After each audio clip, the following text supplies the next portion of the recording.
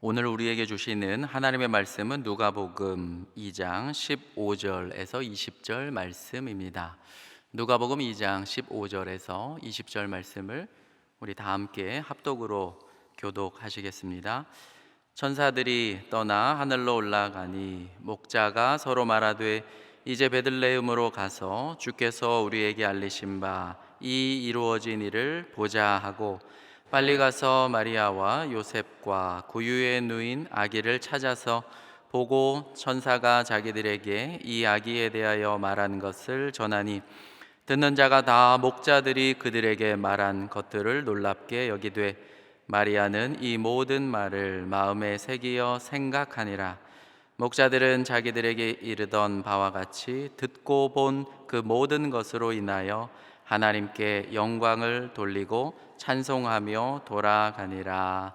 아멘. 대림절 둘째 주 성스러운 예배당에 오신 모든 분들께 하나님의 평안과 기쁨이 가득하시기를 축복합니다. 하나님은 우리가 즐거운 성탄절 뿐만 아니라 그분 안에서 기쁨으로 가득 찬 삶을 살기를 원하십니다. 한 번은 존 파이퍼 목사님의 한 글을, 짧은 글을 읽었던 적이 있습니다. 제목이 이와 같았습니다. 크리스마스를 즐겁게 만드는 것은 무엇일까? 죄송합니다만 영어로는 What makes Christmas merry? 라는 아주 짧은 글이었어요. 무엇이 크리스마스를 진정 메리하게 하는 것일까? 산타클로스, 무한한 재미인가 아니면 비극적인 방해인가? 집에 가서 제 딸 아이에게 물었어요. 무엇이 크리스마스를 즐겁게 하니? 답이 바로 나와요. 뭐겠습니까? 선물이죠. 아마 대림절 둘째 주, 아마 각 가정의 부모님 또 조부모님들은 둘째 주쯤이면 성탄절 선물을 인터넷으로 아마 주문해야 될 그 타이밍입니다. 2주 후면 온 세상이 메리 크리스마스 하고 즐거운 외침으로 가득할 것입니다. 그리고 우리는 그 외침이 울려 퍼지는 세상의 풍경을 목격할 것입니다. 거리마다 수놓아진 반짝이는 전구들, 또 상점들의 달콤한 세일 공세, 쇼윈도에 가득히 전시된 화려한 진열들, 그리고 미디어에서는 연말 특집이 가득하고 또 캐롤들이 흘러넘칩니다. 얼마 전에 명동 거리를 이제 차를 가지고 밤에 가는데 모 백화점 전광판에 올해도 얼마나 인파가 가득한지요. 전 사람들이 그렇게 많이 모여 있는 거 처음 알았습니다. 그 건너편에 가드라인이 채워져 있고 거기에 빼곡히 사람들이 가득 차서 오늘도 아마 기쁨을 사진에 담아내느라 분주할 것입니다. 그러나 잠시 이 소란을 멈추고 영혼의 침묵 속으로 들어가 봅시다. 이 외적인 환희, 그것은 어쩌면 그 이중적인 메시지가 있다고 봅니다. 크리스마스의 다음 날을 여러분 기억하십니까? 제가 종종 FM 라디오를 듣게 되는데 그 이현우 씨가 인도하는 그 크리스마스 다음 날의 그 메시지였던 것 같아요. 아마 누구나 다 느끼는 것 같아요. 분명히 24일에는 떠들썩했고 명동의 거리에 꽉 찼고, 근데 25일은 왠지 허전합니다.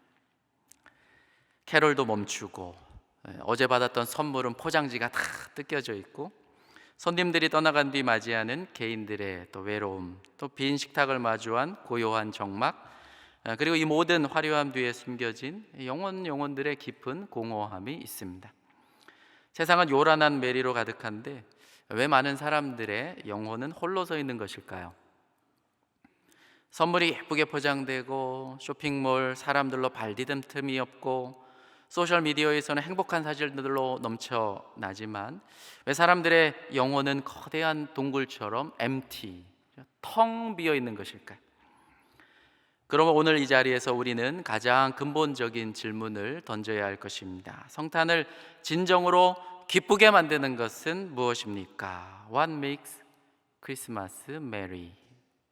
이 질문의 대답을 찾기 위해 인간의 도시를 좀 잠시 벗어나면 좋겠습니다.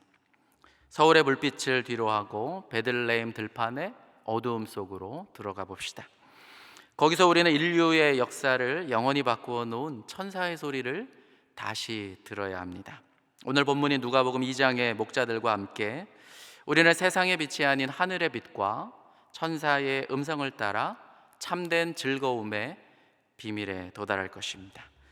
성탄을 진정 기쁘게 하는 것이 무엇인지 그 놀라운 진리를 깨닫고 싶습니다.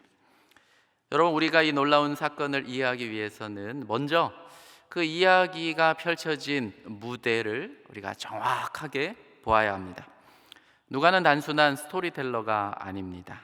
그는 복음서 기록을 시작하면서 단 한 문장으로 당대의 세계관 전체를 압축하여 우리 앞에 펼쳐 놓았습니다. 귀를 기울여 보십시오. 누가복음 2장 1절입니다. 그때에 가이사 아구스도가 영을 내려 천하로 다 호적하라 하였으니, 그때에 가이사 아구스도가 영을 내려 천하로 다 호적하라 하였으니, 우리가 이 구절을 얼마나 무심하게 지나쳐왔습니까? 이 한 문장은 단순한 행정명령이 아닙니다. 이것은 고대 세계의 공기를 통째로 담고 있습니다.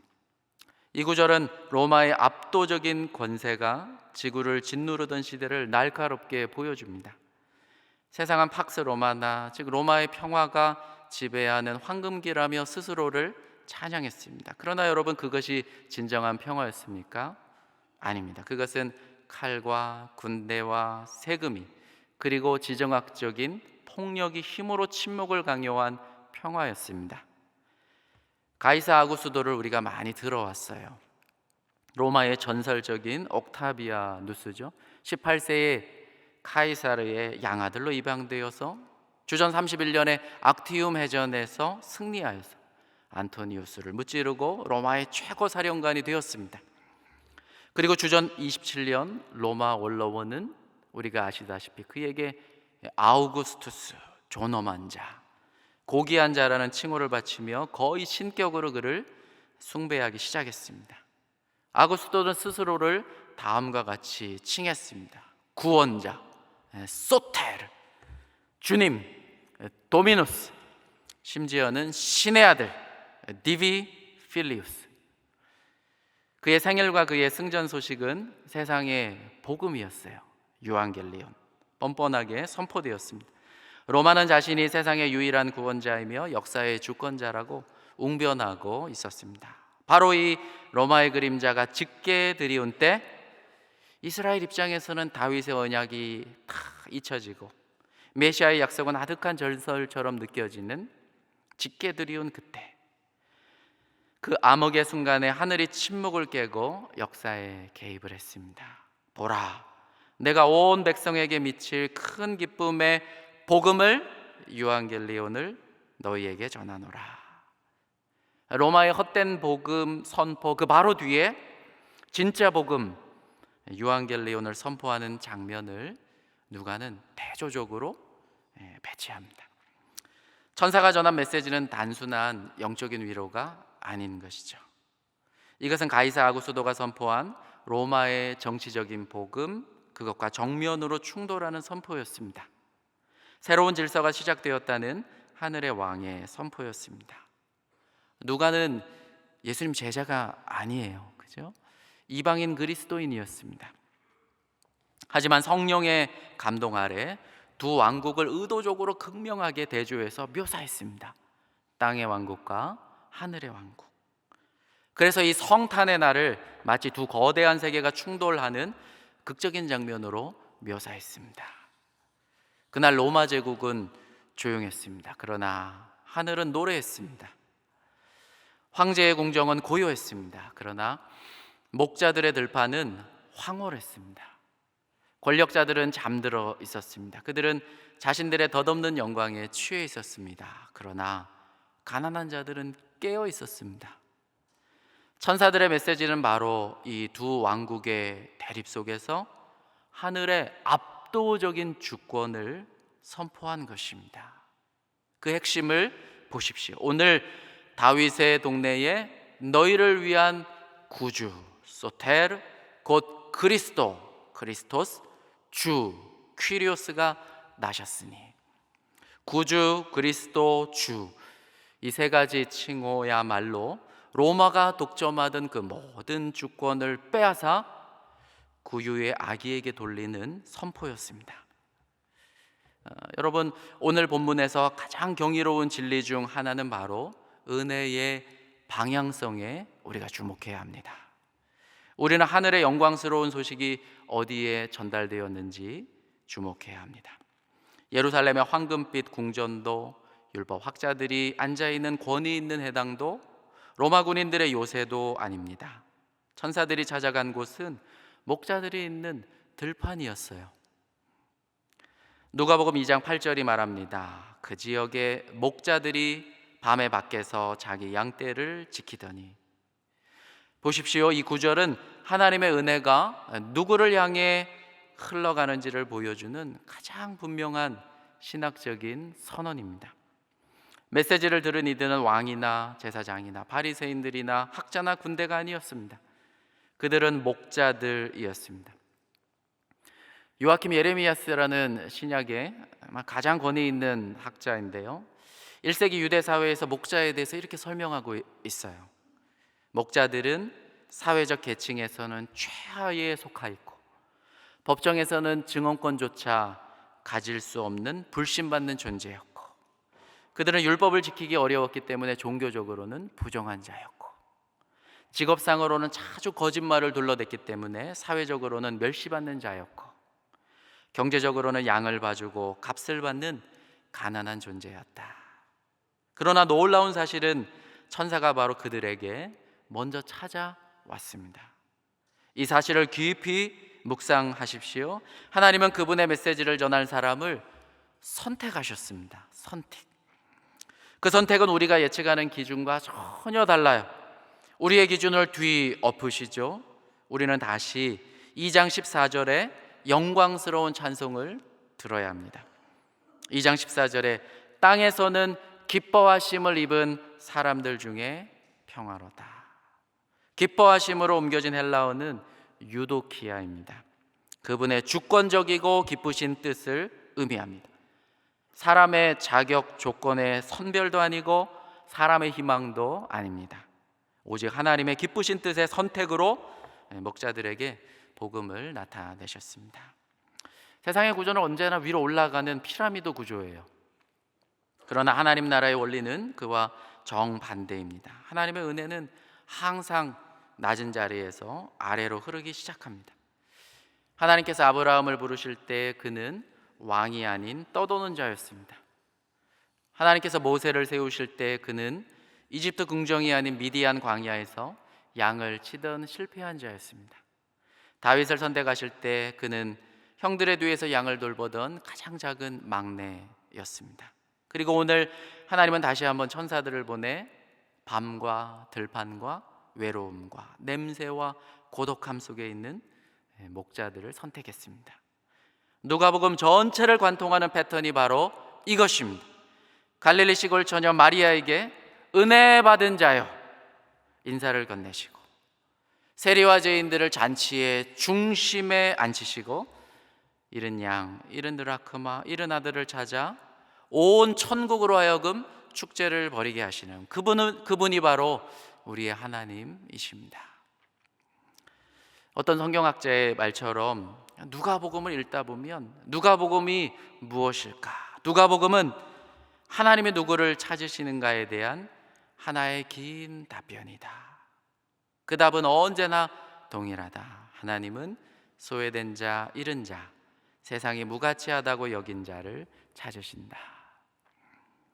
그러니 천사들은 오만하고 교만한 황제에게 가지 않았고 자만심으로 가득 찬 사내들인 종교 지도자들에게도 가지 않았으며, 천사는 오직 밤과 들판 속에 있는 자들에게 갔던 것이죠. 왜냐하면 하나님 나라의 첫 번째 메시지 수신자는 자격이 있는 자가 아니고 은혜가 절실하게 필요한 자였기 때문입니다.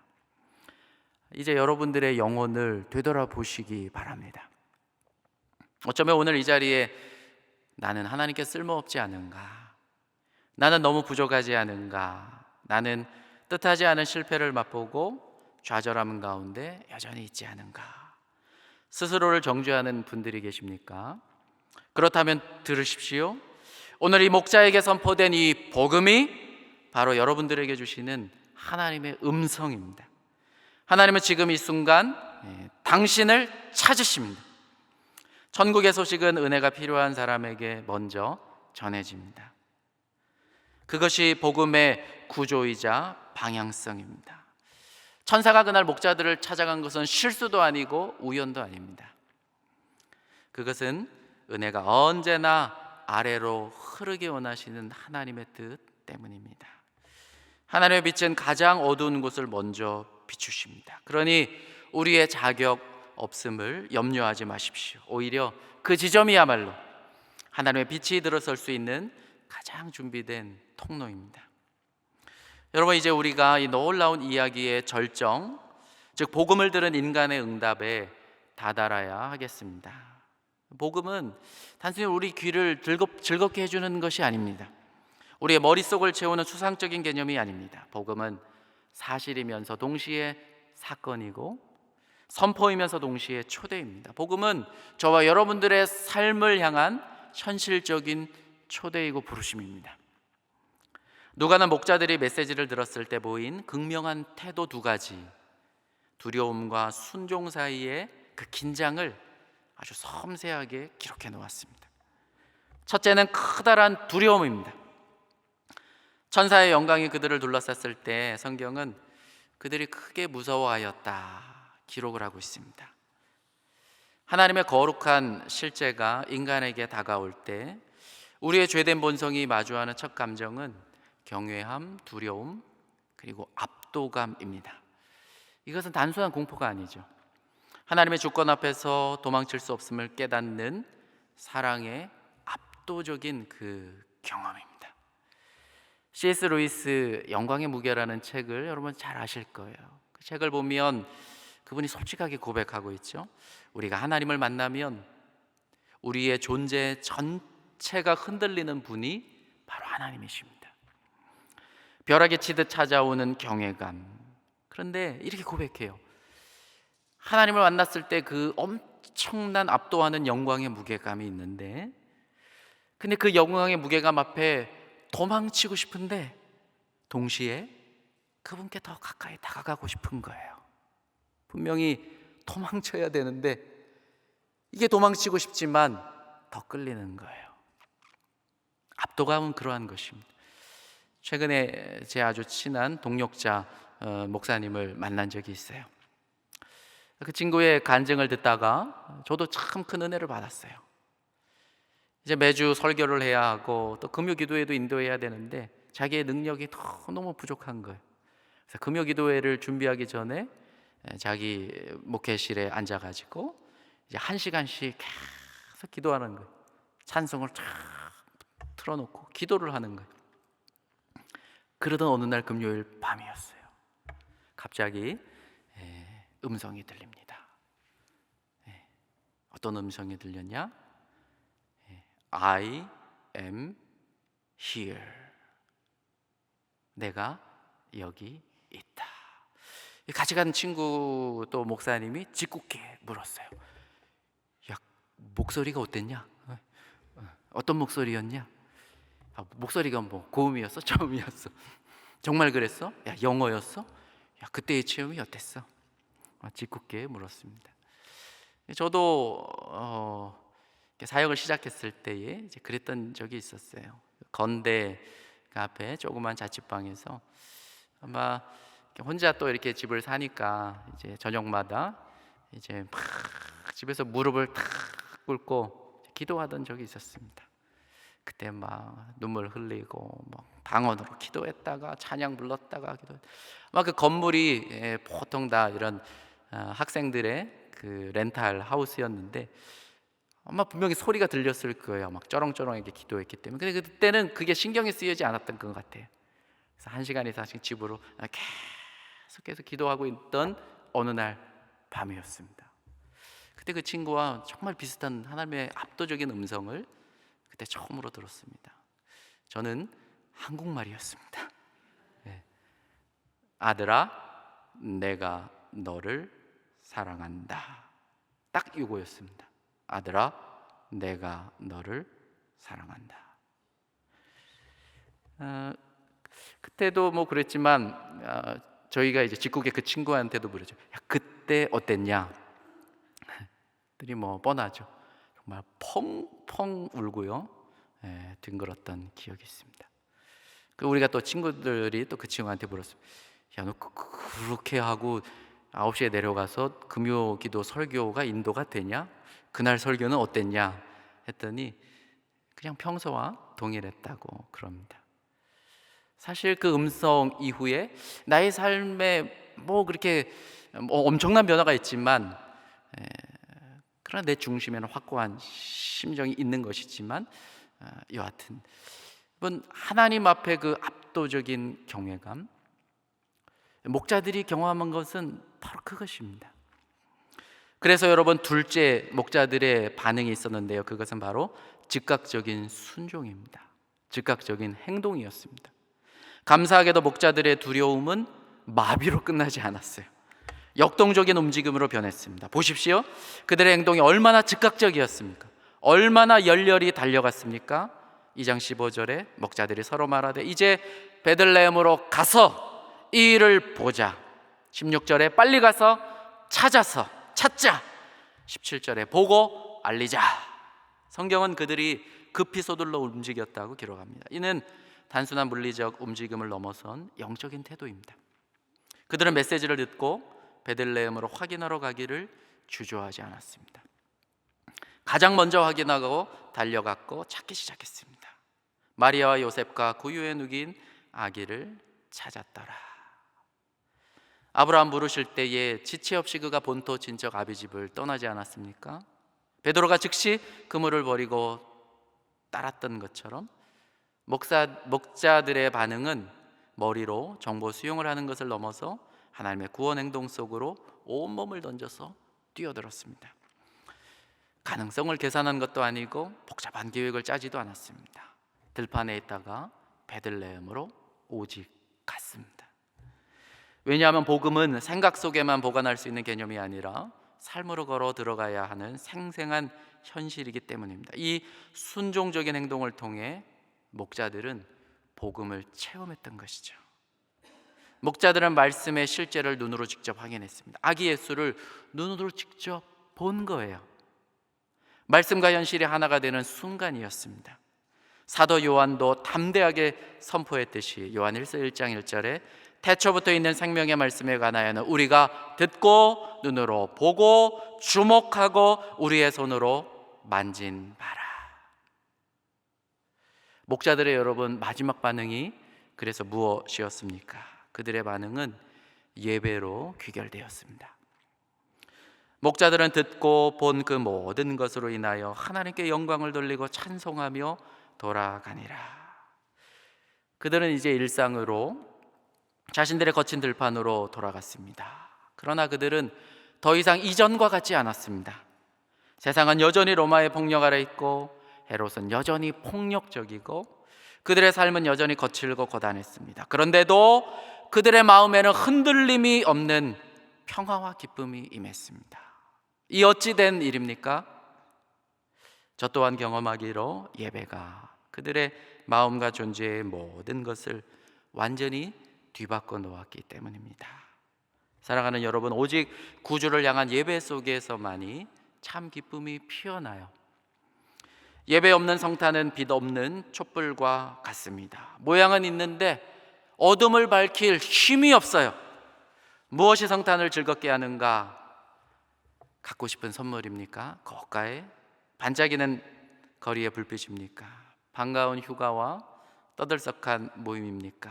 혹은 감성적인 음악과 낭만입니까? 이 모든 것들은 아름답고 따뜻하며 감사할 만한 문화적 요소들임에는 틀림이 없어요. 그러나 그 어떤 것도 우리의 영혼을 구원하지 못합니다. 그 어느 것도 성탄절 그 다음날 찾아오는 공허함을 영원히 채워주지 못합니다. 그 어느 것도 우리의 영혼의 진정한 위로가 되지 못합니다. 성탄을 진정 기쁘고 복되게 만드는 것은 단 한 가지입니다. 바로 예수 그리스도 그분을 만나는 영광의 기쁨입니다. 천사들이 단지 우편 배달부처럼 정보를 알린 것이 아닙니다. 그들은 그 소식의 중심에 계신 인격을 가르쳤습니다. 오늘 다윗의 동네에 뭐라 선포합니까? 너희를 위한 구주가 났으니 곧 그리스도 주시니라. 너희를 위한, 우리에게 인격을 가르치며 그분을 만나라. 개인적인 초청장으로 말씀하시는 것이죠. 오늘 목자들이 천사를 만난 이 기적 같은 밤의 말씀을 이제 닫으려 합니다. 성탄의 진짜 기쁨은 오직 예수 그리스도 그분이 죄인인 내 곁에 계시기 때문에 존재합니다. 여러분 곁에 주님이 영광의 무게로 함께 하십니다.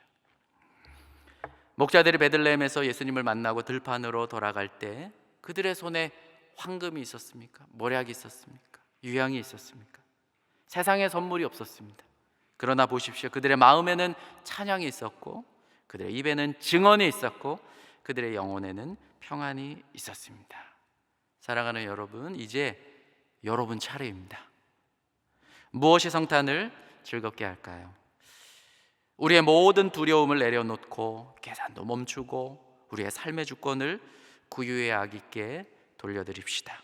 그리고 목자들처럼 예배를 통해 하나님께 영광을 돌리십시오. 그럴 때 여러분의 들판, 여러분의 일상, 고통스러운 순간까지도 기쁨과 찬양으로 가득 찰 것입니다. 그래서 메리 크리스마스, 그 앞에 예수 그리스도 안에서 메리 크리스마스, 이 진정한 기쁨이 여러분들에게 가득하시기를 축원합니다. 기도하겠습니다. 하늘의 주권자이신 하나님 아버지, 이 시간 우리에게 참된 기쁨의 복음을 선포해 주시니 감사합니다. 가이사의 그림자와 세상의 요란함 속에서 헤매던 우리의 눈을 열어 구유에 놓이신 그리스도 주님을 보게 하옵소서. 목자들처럼 두려움을 넘어 순종으로 달려가 예수님을 만나는 생생한 경험을 허락하시고, 우리의 모든 소유와 자격을 내려놓고 오직 주님께 영광을 돌리는 예배자가 되게 하옵소서. 이 내림절이 세상의 메리가 아닌 예수 그리스도 안에서 참으로 복된 성탄절을 기다리는 날 되게 하옵소서. 예수님의 이름으로 기도드립니다. 아멘.